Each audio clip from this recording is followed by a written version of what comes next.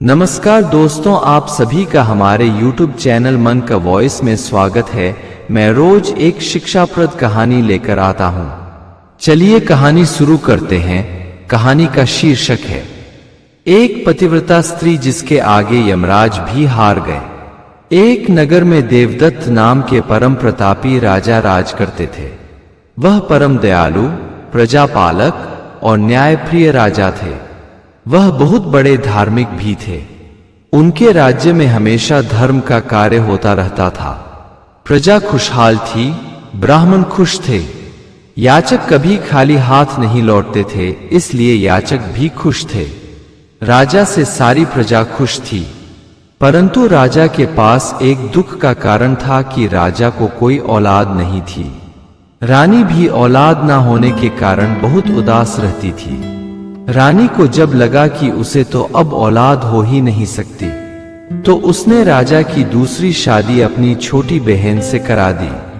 परंतु छोटी रानी से भी राजा को कोई औलाद नहीं हुई। राजा रोज अपनी दोनों रानियों के साथ अपने बाग में बने मंदिर में भगवान विष्णु के पूजा के लिए जाता था। एक दिन राजा अपनी रानियों के साथ मंदिर जा रहा था। उधर से फल बेचने वाली एक स्त्री आ रही थी। सुबह का समय था।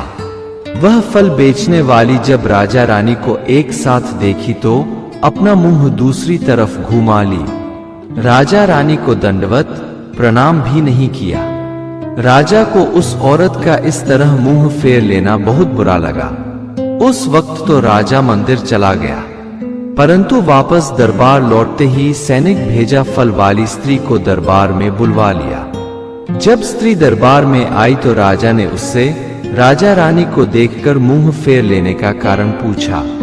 स्त्री राजा के सामने सच बोलने से बचने लगी और तरह तरह के बहाने बनाने लगी। तब राजा ने उसे भरोसा दिलाया कि अगर सच बोलेगी तो उसे दंडित नहीं किया जाएगा, मगर इसी तरह बात को घुमाती रही, झूठ बोलती रही तो उसे दंडित किया जा सकता है।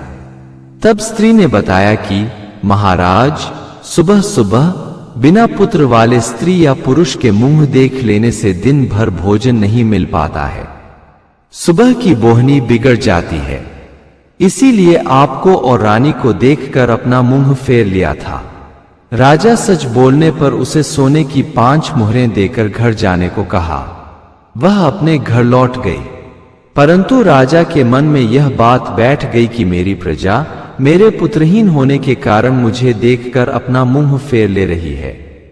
मुझे प्रजा अभागा राजा समझ रही है। भाग्यवान राजा के दर्शन के लिए प्रजा तरसती है, जबकि अभागे राजा के मुख भी देखना नहीं चाहती। मुझे अब पुत्र प्राप्ति के लिए हर संभव उपाय करने होंगे। राजा बहुत सोच विचार कर दूसरे दिन अपनी बड़ी रानी के साथ जंगल में चला गया। जंगल में एक सिद्ध महात्मा निवास करते थे। वे पहुंचे हुए महात्मा थे। उनका आशीर्वाद कभी खाली नहीं जाता था। तो राजा पहुंच गए उस महात्मा के पास। राजा रानी के साथ महात्मा का पैर पकड़ लिए और बोले, महात्मन, आप मुझ पर कृपा करो। मेरी कोई औलाद नहीं है। इस राज्य का कोई उत्तराधिकारी नहीं है। आप कृपा करो। महात्मा बहुत बड़े सिद्ध महात्मा थे। उन्होंने ध्यान लगाया। फिर राजा से बताया कि राजन, तुम्हारे भाग्य में इस जन्म में पुत्र सुख नहीं लिखा है। तुम अपने किसी प्रियजन को उत्तराधिकारी बना लो। राजा बोला, महात्मन, मेरा कोई भाई भी नहीं है, कोई भतीजा भी नहीं है। मेरी नजर में ऐसा कोई नहीं जो उत्तराधिकारी बन सके। आप मुझ पर कृपा करो। आप चाहो तो मेरी बिगड़ी किस्मत पलट सकते हो। आपकी इच्छा मात्र से मेरे घर पुत्रों की लाइन लग जाएगी। महात्मा बोले, राजन, मैं प्रकृति के नियम को नहीं बदल सकता। राजा बोले, तब तो मेरा जीवन ही बेकार है। मैं आपके आश्रम में पत्नी के साथ पत्थर पर सिर पटक पटक जान दे दूंगा। महात्मा बोले, राजन, तुम मेरी मजबूरी समझने की कोशिश करो। अगर मेरी कृपा से तुम्हें पुत्र की प्राप्ति हो गई तो तुम्हें बहुत कष्ट भोगने पड़ सकते हैं। तुम्हें उसका कोई लाभ नहीं मिलने वाला। राजा बोले, मुझे अपनी कष्ट की कोई परवाह नहीं, परंतु मुझे किसी भी हाल में पुत्र चाहिए। मैं अपने माथे पर बांझ का कलंक लेकर नहीं जी सकता। बहुत सोचकर महात्मा बोले, राजन एक बार और सोच लो। मैं जो तुम्हें पुत्र प्रदान करने का आशीर्वाद दूंगा, उस पुत्र की आयु सिर्फ 20 वर्ष होगी, और पिता के सामने पुत्र की मृत्यु हो यह दुनिया का सबसे बड़ा बोझ होता है, जिसे तुम उठा नहीं पाओगे। राजा बोले, महात्मन उम्र लंबी हो ये कोई माने नहीं रखता, कृति लंबी होनी चाहिए। लोग उसे युगों युगों तक याद करते हैं। तब महात्मा ने एक फल रानी को प्रदान किया और बोले कि जाओ, आपके घर अल्पायु वाला ही सही परंतु यशस्वी पुत्र की प्राप्ति होगी। राजा खुशी खुशी महल लौट आया। 1 माह बाद राजा को रानी ने अपनी गर्भवती होने का सूचना दिया तो राजा का खुशी का ठिकाना ना रहा। उसने छोटी रानी को बड़ी रानी की सेवा में लगा दिया। छोटी रानी बड़ी रानी की संगी बहन थी, तो उसने अपनी बड़ी बहन की सेवा में कोई कोर-कसर नहीं छोड़ी। 9 महीना में रानी ने एक खूबसूरत पुत्र को जन्म दिया। दोनों रानियों और राजा ने पुत्र के जन्म पर खूब उत्सव मनाया। नगर के याचकों और ब्राह्मणों को खूब उपहार दिए। 1 माह तक भोज का आयोजन होता रहा। इस तरह समय बीतने लगा। राजा महात्मा की बात लगभग भूल ही चला। लड़का धीरे धीरे बड़ा हो चला। उसके 20 वर्ष पूरे होने में 1 माह शेष रह गए। तभी एक दिन महात्मा राजा के दरबार में पधारे और यह जानकर हैरान हुए कि राजा ने तो अभी तक अपने पुत्र की शादी ही नहीं की है। अभी तक तो राजा को 1-2 नाती हो जाने चाहिए थे, ताकि पुत्र के मृत्यु के बाद उनके सहारे जी सके और राज्य को उत्तराधिकारी मिल सके। परंतु राजा ने ऐसा कुछ नहीं किया। वह राजा पर बहुत नाराज हुए और बोले, राजन जल्दी से अपने पुत्र की शादी कर दे। राजा को भी अपनी भूल का एहसास हुआ। उसने तुरंत अपने मित्र राजा की बेटी से अपने बेटे का विवाह कर दिया। उस लड़की का नाम वसुंधरा था। वह बहुत धर्मपरायण थी। उसे भगवान पर बहुत भरोसा था। वह बिना भोग लगाए कभी अपने पति को भोजन नहीं खिलाती थी। हालांकि अभी आए हुए उसे कुछ ही दिन हुए थे। उन्हें क्या पता था कि उसका पति बहुत जल्द साथ छोड़ने वाला है, जबकि राजा रानी दोनों इस बात को जानते थे कि अब बेटे की उम्र 10 दिन और शेष बची है। रानी उस वक्त अपने बेटे को ज्यादा से ज्यादा समय बहू के पास ही रखना चाहती थी, मगर बुरे वक्त आने के लिए समय की गति जैसे बहुत तेज हो जाती है। तो वह दिन भी आ गया कि जिस दिन राजकुमार को मरना था। यमराज ने राजकुमार की आत्मा को लाने के लिए अपना दूत भेजा। दूत 1 घंटे पहले ही आकर राजकुमार के पीछे लग गए।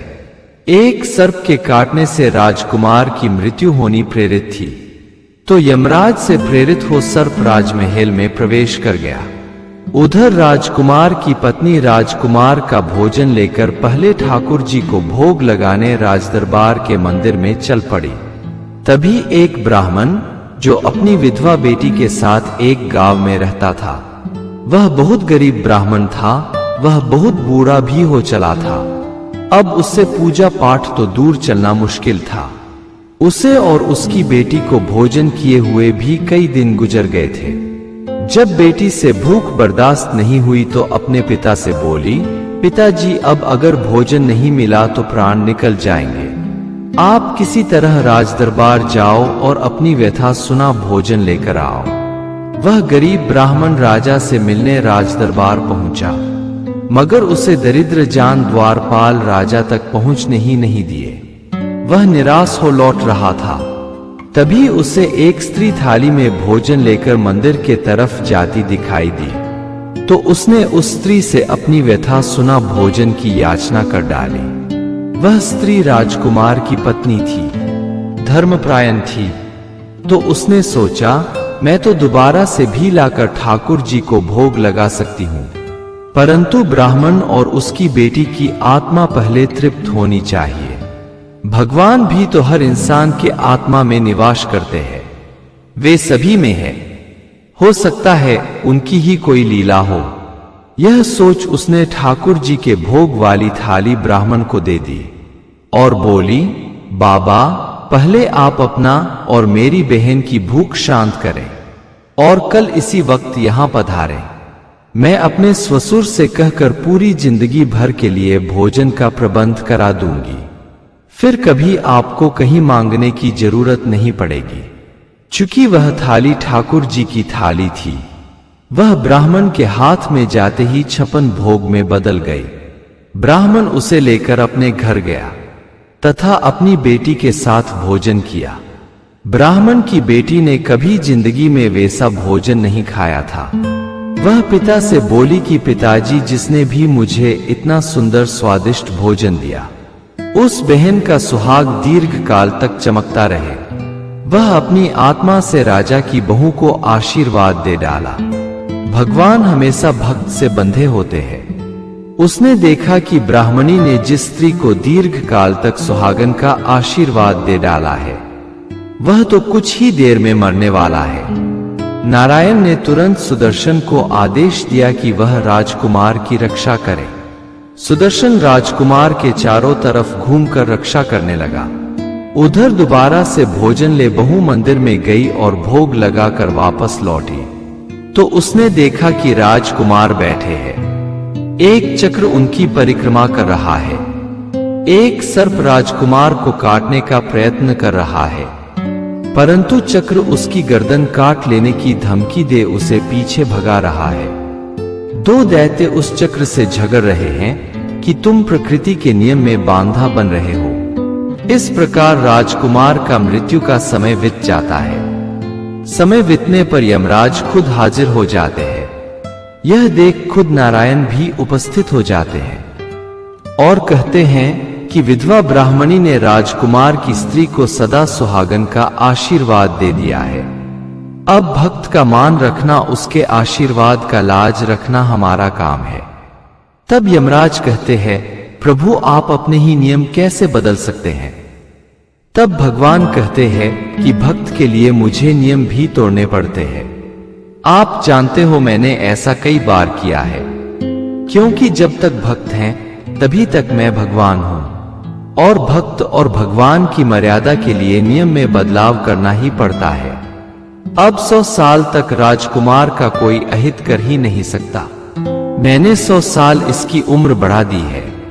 राजा की बहू यह घटना अपने आंखों के सामने देख रही थी। इतना कह सभी अंतर्ध्यान हो गए। उधर राजा को अपने पुत्र की मृत्यु का समय पता था। जब समय गुजर गया तो राजा रानी रोते हुए राजकुमार के कमरे के तरफ भागे तो बहू ने उनसे बताया, पिताजी, मेरे पति पर से मृत्यु का भय 100 साल के लिए टल गई है और ऐसा एक विधवा ब्राह्मणी के आशीर्वाद के चलते हुआ है। वह बूढ़ा ब्राह्मण कल दरबार में आएगा। आप उसका स्वागत कीजिएगा। उसके लिए घर, वस्त्र, भोजन इत्यादि की व्यवस्था कर दीजिएगा। अगर ब्राह्मणी बहन तैयार हो जाए तो उसे मेरे मंदिर में पुजारिन रहने के लिए आग्रह कीजिएगा। राजा ने ब्राह्मण और उसकी बेटी के लिए राजमहल में ही व्यवस्था कर दिया। अगर आपको हमारी कहानी अच्छी लगी हो तो हमारे चैनल को सब्सक्राइब करें, लाइक करें और कमेंट बॉक्स में राधे राधे जरूर लिखें। आपसे पुनः मिलते हैं एक नई वीडियो के साथ। तब तक के लिए आपको और आपके पूरे परिवार को राधे राधे।